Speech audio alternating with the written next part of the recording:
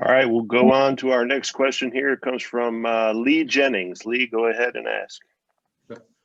Hey, Clint, just thoughts about returning Kansas Speedway and just what this track in this area has meant to you over the years, and kind of also if you could touch, I know they're going to allow some fans, but I'm sure there are going to be a lot of fans out there disappointed that they don't get to give you like a proper send-off coming this weekend. Yeah, I mean, it's 2020, right? I mean, it is what it is.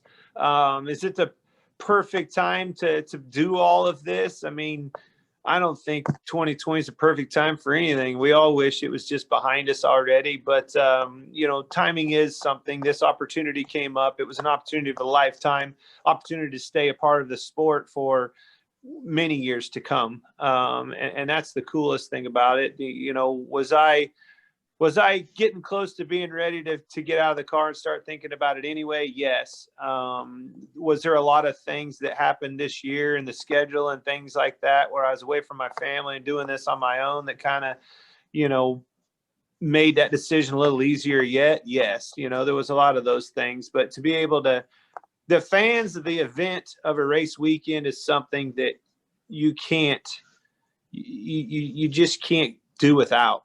You know, I was obviously I'm going into TV. I'm going to start doing the broadcast and things like that. But the event itself, the fans in the infield, that's what you feed off of. That's the environment in which you want to go out there and do whatever you can to beat those guys on any given Sunday because of that fuel for the fire that's burning, you know, at those events on any given Sunday. You know, you can't replace that.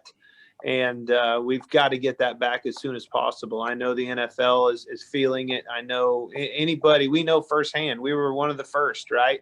Anybody that's in the entertainment business is feeling it in a big way. I mean, my old buddy, Blake Shelton, I've been on the phone with him more in the last, you know, several months here since the pandemic than I have our whole adult lives. I mean, it's just everybody is longing to get back and be in front of those fans, and we're no exception. It's nice that we can have a few, nice that you'll feel their presence at Kansas Speedway, but nonetheless, it's not that sea of fans like we're accustomed to when we come back to a track that's so special to me.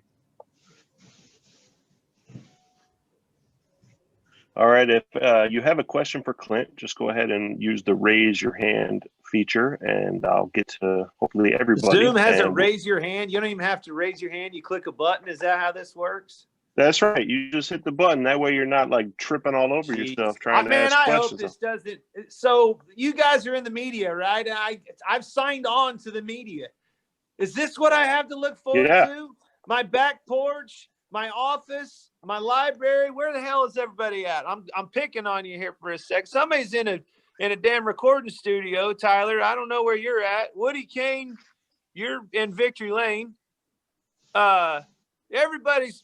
Bob, you're still in the bathroom. I don't know where you're at.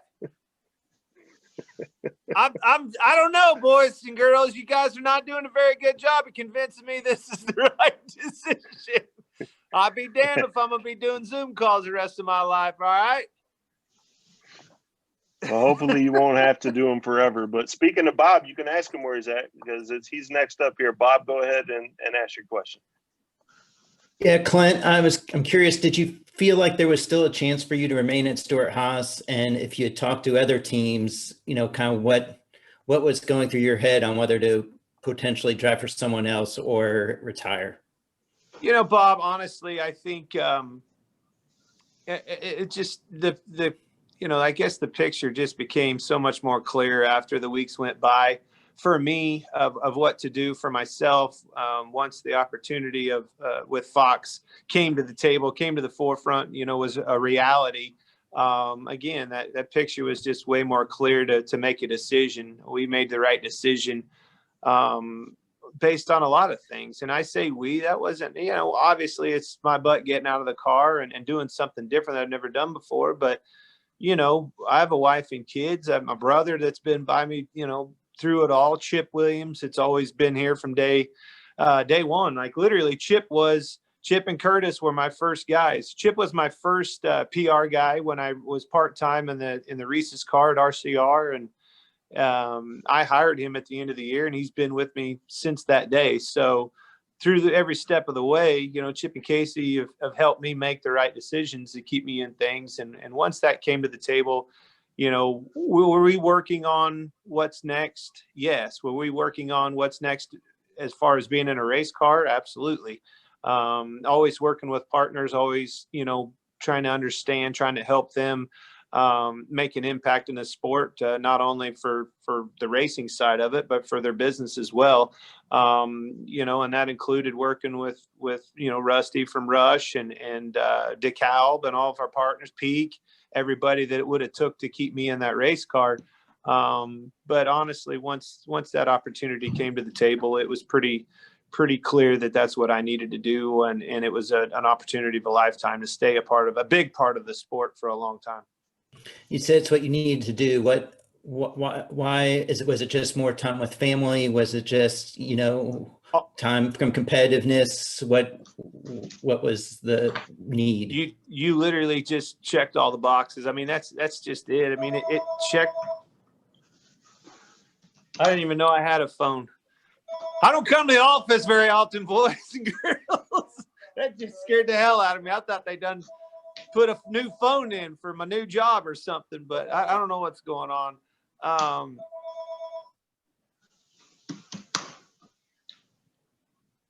don't know. But anyway, Bob, it did all of those things. Was I ready? I was getting ready. I was getting close to being ready. Was I ready after this pandemic and this COVID year of no fans and a weird way to go out?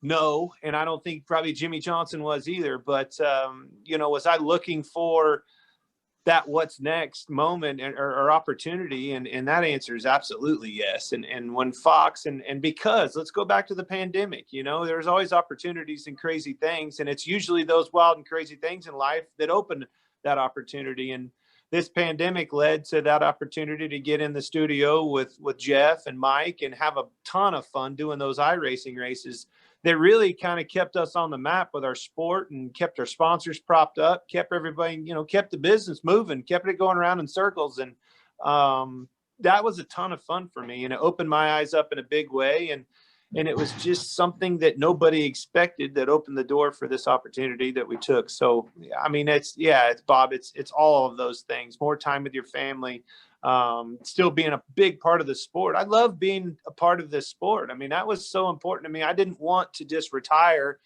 If this opportunity with the Fox didn't come to the table, I was going to be in a car somewhere, somehow. I wasn't just going to quit and ride off into the sunset.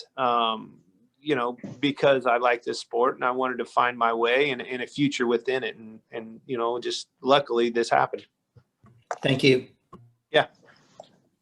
Okay, let's go next to Rob Collins from Fox 4 Kansas City. Rob, go ahead. Hey, Clint, I'm on my back deck about 10 minutes south of the Speedway off 435. So that's how I'm rolling right now. Knowing that's presumably your last race at Kansas Speedway, you're out of the playoffs, unfortunately. Change your race strategy? I mean, win at all cost? And also, have you gotten any makeup tips from Jeff Gordon? Oh my gosh, makeup is going to be the worst part about all of it. But honestly, I've never really said this, and I've just never been one that really, I mean, man, I'm an old kid from Kansas that I if you're going to put makeup on me, it's going to take the tackle box anyway. It's going to take everything you got. But I was doing some of those iRacing races, and we couldn't have any makeup or anything in the studio. And usually there's a little girl that does all that for you. And I was beat red compared to all of them that had makeup. So I was like, man, if I'm going to do this, I'm going to have to do something here. I need to get some pointers for my wife or somebody. But they've, it's going to take all of it, all the arsenal of makeup to make my ugly ass look good. But I can't believe that you're actually in Kansas. As a matter of fact, the wind hasn't blown your hat off your head or anything like that. That actually gets me excited to go to the Speedway this weekend. But I also am from Kansas and realize if it's 75 and beautiful right there now, it might be a hurricane or a tornado or a flood by the weekend. But it looks like it's got cold fronts coming in. That's going to mean fast, speeds. Grip levels are probably going to be up. That's going to be good. That'll be a premium for, putting on a good show for what the fans, that we have there. Always fun to come back to Kansas. Looking forward to it. Cool track, special to me. It's going to be obviously more special this time around, and we'll be ready for it. Coming off a good weekend. Wasn't the weekend that we wanted, wasn't the finish that I feel like we deserved. We were extremely fast last weekend, but anytime you have a weekend like that, there's a pep in your step and it's excitement level for, not only me, but the rest of our team. Thanks. Thanks, brother. All right, let's go next to Mick Schaefer. Mick, you're up. What's up, Clint? Congratulations. We love to talk about your Emporia upbringing, and I can remember calling your highlights from like Lakeside and I-70 about 20 years ago and mispronouncing your name and all of that. I'm just wondering, were you always expecting to make it big, or did your success maybe surprise you a little bit? Hell no. I mean, I was honestly hoping to make a living racing. I can say that. And I think that's a fair goal. But did I ever in a million years think that it would lead to a Zoom call with, again, you? I look over next to you is Kirk Elliott. I mean, he was there from the beginning and watched me race, representing Ford Motor Company, for crying out loud. I mean, for most of my career growing up, you couldn't afford a Ford engine. And now I've got an arsenal full of them at my expense that we get to beat up every single weekend and run up through the gear. I'm not gonna lie, I'm gonna tell myself I missed a shift this last weekend. Something that I pride myself I don't do very often on road courses. Missed a shift and that thing revved to the moon. I'm like, damn, it ain't gonna make it another half lap and it'll be blowed up. That thing ran the rest of the day without a flaw. So just amazing, again, you go back to where it came from and see your guys' faces. It reminds you of, what we've accomplished, and we're very proud of that. All right, let's go next to Woody Kane. Woody. Clint, I'm just curious, with this being your last start at your home racetrack as a full-time Cup driver, what kinds of memories might run through your mind, and do you expect to get a little bit nostalgic as you go back there? Kansas, a lot of great memories. My first memory was 2001, sitting, on top of a motorhome with a beer in my hand, watching Jeff Gordon win the first race. Now I'm going to be lining up next to him in the booth next year. It's all kind of coming full circle. It really is weird how life, works, and it's still working for me. Those opportunities are still there. And I read, wrote that letter in my office a few days ago that I posted, and it's just so real. It all just always seems like it fits, it's time. Right. I think everybody in life wants to just get by with, man, one more year, right? One more year, one more lap. But you might pass by that golden opportunity that was the right opportunity. And for me, it was just way too clear that was the right opportunity for me. And come hell or high water, that's what I needed to do. But going back to Kansas, looking forward to, again, just putting a cap on a wonderful track. It's been a bear for me. One of my worst tracks. That sucks so bad. Like, there's nothing worse. Why can't the Roval be Kansas Speedway? You know what I mean? Or something like that where I'm good, a short track, where I've had really good success over the years. But damn it, it's not over, Woody. I'm going to come there and I'm going to bust their ass this weekend. I don't know how I'm going to do it, but it's going to happen. Write it down. All right, man. Appreciate your time. Thanks. All right, next up is Lee Spencer. Lee. Where you at, Lee? Hang on, I'm looking for you. I'll start my video for giggles. I don't see you, sweetie. Sorry about that. Oh, there you are. Hey. Hello. I'm just curious. You were so phenomenal over the weekend, despite the fact that you didn't even have power steering, and I mean, what a gutsy performance. But how does a guy without classical training on road courses, Chase Elliott, Mark Martin, I mean, now Ford Performance takes a kid like Chase Briscoe, and get some IMSA training to be really proficient on road courses. How did you get your training so you would be, or, how did you train yourself just to be that damn good on road courses? Well, for me, it's a little bit different than, as you alluded to, a Chase or something like that. I mean, now it's such a better picture of, where the future's going with this sport, and it's allowing manufacturers, race teams, organizations, and stuff like that to, invest in that direction for the future of our sport. I mean, we're starting to see more and more road courses come into the play.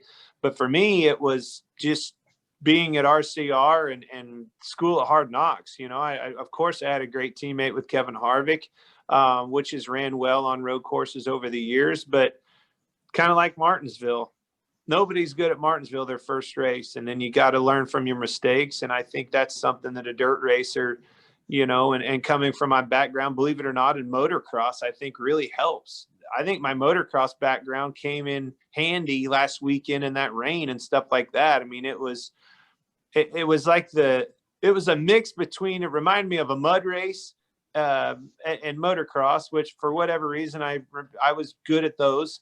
And dry slick, as crazy as that sounds, a mud race and motocross to a really, really dry slick track in the Midwest, racing my modified back home. It was a lot of horsepower, not much traction, and you really had to focus on keeping the tires rolling. And that sounds so obvious, but you do that and not, squeezing the throttle just ever so slightly, not smashing it. Driving those cars that I grew up driving with a lot of horsepower and not much traction, that's the one thing that really helped me last weekend do is put that traction down and keep those tires rolling and not slide it, with too much input in the wheel or too much input in the brakes or the throttle. You really had to be gingerly with all your inputs. And I felt like I was as comfortable as probably anybody out there doing that. I was surprised how much grip the cars had in the rain. It's opened my eyes up to some conversation on where to go from there, because it certainly went down in a good way. Can you see yourself coming back for doing a one-off or anything in the future? I'm definitely, open for anything. I mean, hey, you can't just shut off being a race car driver. Is there tracks that I wish I never see again? Yes, but I'm probably going to see them anyway. I'm going to be there calling the races, but certainly there's some tracks that I'm really, really going to miss. Those road courses, believe it or not, are right up there. The short tracks and things like that. Those are tracks that I felt like my talent and my experience that I've learned over the years were really good at some of those tracks. So, I think that if an opportunity comes down the line and somebody was to be out or something like that, I would love to fill in if I could do a good job. And I know I could at some of those tracks. So who knows, man? I think we're just going to have to play it, see how it all goes. And if an opportunity comes to the table, maybe I'll take it. Thanks, man. Appreciate it. Yeah. Good luck this weekend. Thanks. Okay, next up is Luis Torres. Go ahead. Hey, Clint. Since you'll be joining in the booth, what has led to this tremendous chemistry that you had with Jeff Gordon so far, considering almost a decade ago that was the complete opposite that you had, where there were rivalry between you guys? Here's one of the funniest things about our rivalry or lack thereof. People really think there's more there than there ever was. We had a couple run-ins in a year where it sucked, but I can tell you, we were always having fun off the racetrack at the year-end events, at the playoff banquets and things like that. He and I would always kind of naturally just flock to one another and want to go out and have fun. And, Jeff's a fun person. He may not see it, or you may not see it, in a broadcast or something like that, but he's a really, really fun person to go out with and hang out with. Been around a long time, and obviously somebody that I looked up to for a long time. So really neat situation to overcome everything that we have and line up right against one another again in that booth is going to be something that's pretty special. I think we saw it already. We both got to experience it a little bit when got our feet wet with the iRacing racing that we did. And I think that, you know, we're going to enjoy it that much more when we can, you know, call these races from our experiences and our perspectives. I mean, Jeff does a great job of that. Mike Joy, oh my gosh, he's going to have his hands full. Can you imagine being up there trying to be a ringleader, trying to keep Jeff and I from arguing the whole race? Because there's no way in hell he can be right, and there's no way in hell that I can be right all the time. So it's going to be fun to call these races and to be able. The biggest things that are fun that I'm looking forward to is something happens on that racetrack between drivers. There's always both sides of a viewpoint, and we're certainly going to have, you know, different views, and sometimes we'll agree, and hopefully a lot of times we'll disagree, and that banner is going to be a lot of fun. Thank you. Yeah, man. All right, going down the list here. Next up is Breland Moore. Breland, go ahead. Hey, Clint, congratulations.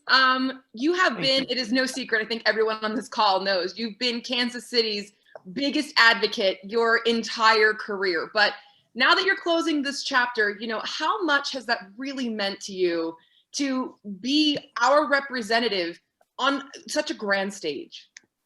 Well, I think it means a lot, first and foremost, and thank you for saying that. And you know, it's still to this day, it's been 16 years I've been chasing this sport and this dream, but you still don't feel like you're any different than anybody else. I mean, that's why it's hard for me to even answer questions like that and take Zoom calls like this, because honestly, for me, I could just go get in a motorhome and be in the infield with the fans and take on that weekend just as easy as I could go get in a car and be a part of the show. I mean, it's, as long as you're there and enjoying what you love, it for me, that again, that box is, you know, the box is checked.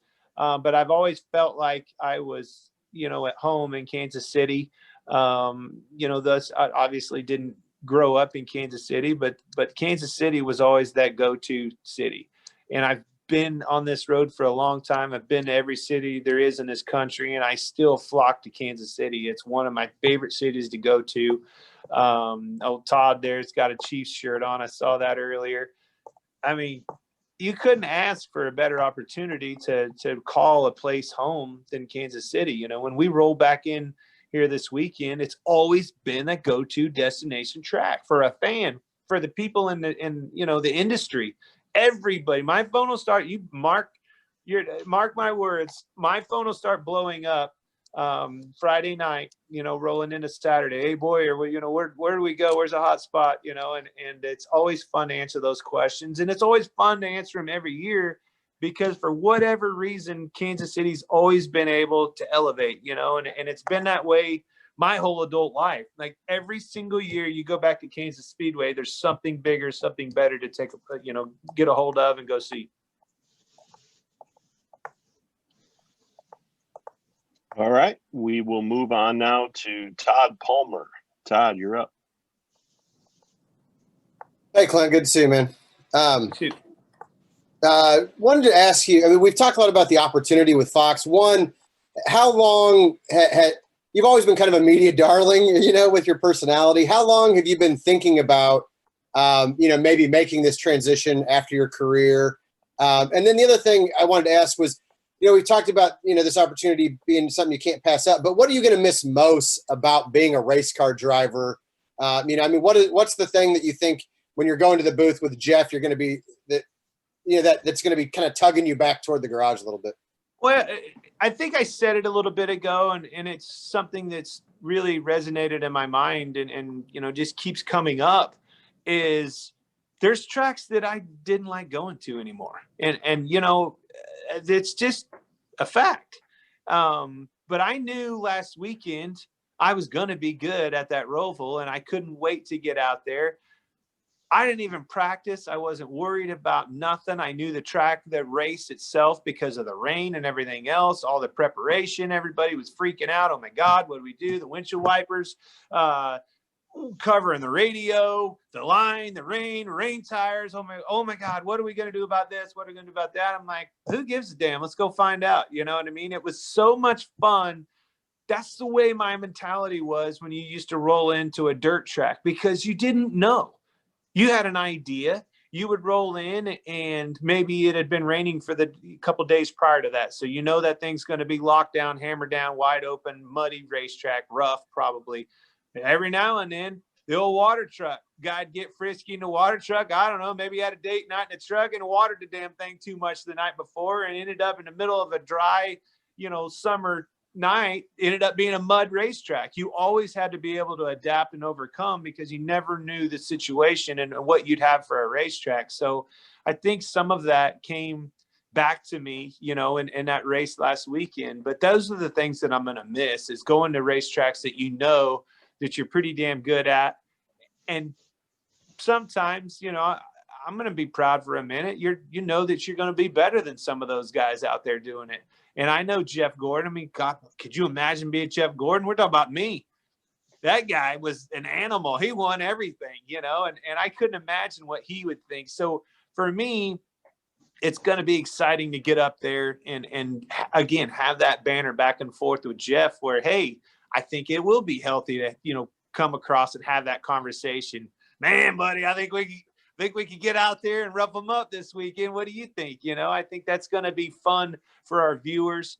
I think there's things that I'm definitely, I'm not a well-spoken person. I'm not, but I can tell you, I'm going to bring energy to that booth and I'm going to give it my all. And I'm going to use my life's of racing experience to tell the story and to tell it from my view, my vantage point. So I think that will be an interesting take. I think those are some of the feedbacks that I've enjoyed and gotten and Fox has gotten, right. And you asked about the opportunity.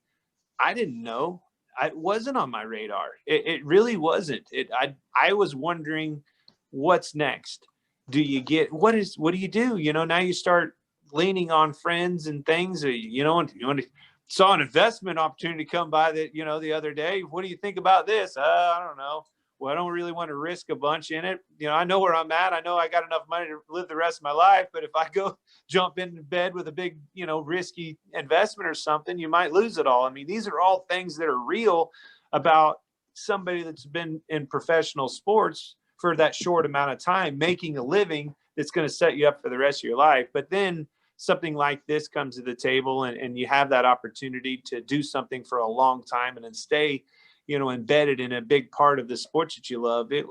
That's a perfect scenario for me. Okay, we've got time for a couple more here, and we will go to Kelly Crandall. Kelly, go ahead. Thank you. Clint, I have two. The first being, you've said a few times about you started to think about it more and more throughout the season. When did you make the final decision, and you were comfortable with that? And when did you inform Stuart Haas? And then I have a second. Well, it was obviously last week, all that came to the table. That's when you made the final decision. But you don't make a decision to go into television. You don't make that decision. They make you that decision. Everybody, there's not a racer out there. We've got a lot of friends and things like that if they could have stayed in the sport and done something, that not be in the seat on a weekly basis, that they would have taken that. It was TV gave me that offer and that opportunity. They're the ones that made that decision, not me. The only thing I had to do is be smart enough to realize the opportunity that was in front of me and to capitalize on it. And that's what we did. And my second question just being, you have a few more races to try and get another win under your belt. Are you at peace with how your career has played out in the Cup Series, or are there any disappointments, or will you look back and maybe regret something or wish there had been more?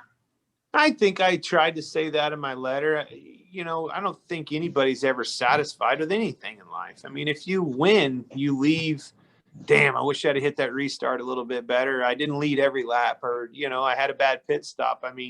That's if you win. There's certainly things about that you'll always be not satisfied about, but I'm very satisfied with being able to be a part of a sport for a long time. Having a lot of friends in the sport, making a lot of friends because of the sport, representing so many different organizations and just powerhouses in the corporate America. It's cool to have those relationships still to this day, to be able to look back and say, hey man, I represented them. You know, they were a sponsor of mine, or I know that CEO or that president, and I'm going to dinner with him next week. I mean, those are all the things that was afforded to me in my life and my family because of this sport and being a part of it for so long. No, I don't regret anything. I can promise you this, I've probably had more fun than about anybody out there in these last 16 years. Probably too much fun sometimes, but you know, would I take anything back or change anything? Absolutely not. I mean, we got close once, finished second and I think fifth and like stuff like that, had good runs within the playoffs and things like that. Did I win as many races as I would have liked? No. But I had wonderful opportunities too, and raced for a lot of good organizations. I won races for all three manufacturers. That's something that was super cool. You know, I've done a lot. I'm proud of what I've done, and I'm satisfied for sure. There's no question about it.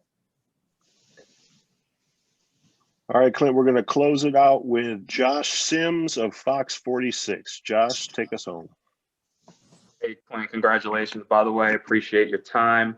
Obviously, you have a couple races left, but when all is said and done with your racing career, how did you want people to describe, define, or sum up what you did on the track during your time?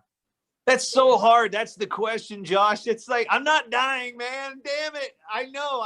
That's the question that is so hard to answer. And you see people say that all the time. It's like, all right, brag on yourself, you know, and that's the hardest thing to do as a competitor, I guess, just as a human being. But, man, I think I want people to obviously remember, you know, the good runs that I had, the fun that we had. You know, I think everybody knows there's people that win races, and there's people that win races and had a lot of fun doing it. And I don't think, you know, I'm proud to say there's probably not very many people that celebrated and had as much fun, you know, winning as we did. But we had a lot of fun in the bad weekends, man. You know, you got to shake that off, and you got to chase this dream, and you know, the organizations and the people that I represented, that's what you're most proud of. But the relationships, the friendships that I've made because of this sport and being a part of it are what you're most proud of. The fans, I haven't said that enough. I mean, there's nothing more fun than going to a NASCAR race, and it's that way because of the fans. This year has completely sucked being at those tracks without fans. It is an empty hole that you can't replace. You literally can't. I've been one of the only drivers over the years. I mean, I'm not saying I'm the only one, but I go out each and every week and jump on a golf cart and go ride around and see fans and see people. I mean, I can't tell you how many people you know that old Jim's going to be parked right there in the corner with his Winnebago, and he's going to have cornhole out, and he'll have him some Busch Lights there. You know, you can stop there for a cold beer. Got to see Jim, you know. And over here, you know, down in those people from Louisiana that have been your fans forever, you know those people, you know. I don't know their names, but I know damn well every single year that's where they're parked, where you can, you know, rely on them and know that they're there, and know that they'll be there with your flag or your shirt on or your hat on their head. Those are the things that you'll miss the most. All right, Clint, we really appreciate you joining us, man, and all you media members that were able to join us. Appreciate your time as well. We will have a transcript coming later, so stay tuned for that. Clint, good luck this weekend, buddy. Bring home a win at Kansas, okay? I appreciate it, guys. Hey, I'm joining y'all. I just will be on a different side of this Zoom. We'll be able to give somebody else shit from now on, all right? Yeah, welcome to the other side. Yeah, well, You guys have a good day. See you this weekend. Thanks. Thanks, Clint. Thanks, Matt.